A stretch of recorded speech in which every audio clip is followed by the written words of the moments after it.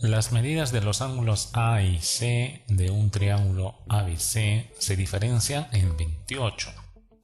Calcula la medida del ángulo que forman la bisectriz interior del ángulo B y la mediatriz de AC.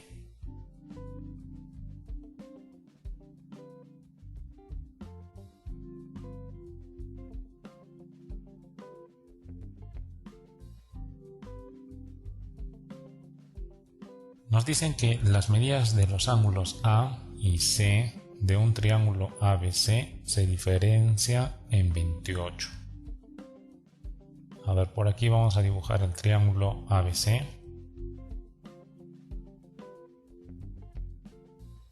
Y el dato que nos dan es que la medida del ángulo A menos la medida del ángulo C, la diferencia de estos dos ángulos, es igual a 28. Nos piden calcular la medida del ángulo que forma la bisectriz interior del ángulo B y la mediatriz del segmento AC. Entonces dibujamos la bisectriz del ángulo B. Recordemos que la bisectriz de un ángulo lo divide en partes iguales.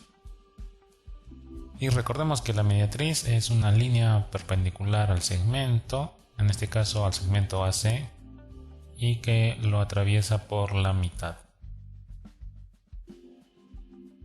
Nosotros queremos hallar el ángulo que forma la bisectriz con la mediatriz, así que vamos a prolongar estos segmentos para formar un ángulo. Entonces nosotros tenemos que hallar el valor de este ángulo. Bien, esos son los datos del problema. Para plantear el problema vamos a empezar fijándonos que el ángulo que queremos hallar se encuentra en un triángulo rectángulo.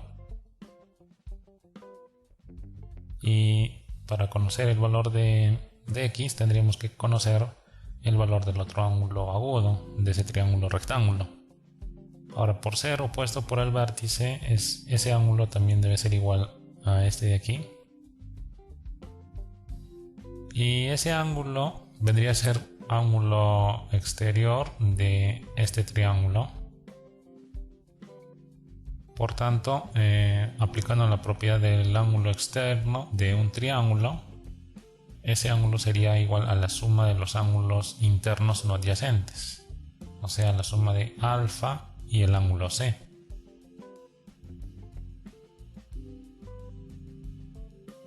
Ya estamos aplicando la propiedad del ángulo externo de un triángulo. Ahora, si nos fijamos en este triángulo, la suma de sus ángulos internos debe ser igual a 180. Este ángulo es el ángulo A. Entonces nosotros, si sumamos el ángulo A más el ángulo alfa más el ángulo alfa más C, todo debe ser igual a 180. Lo que nosotros estamos buscando es calcular el valor de alfa más C.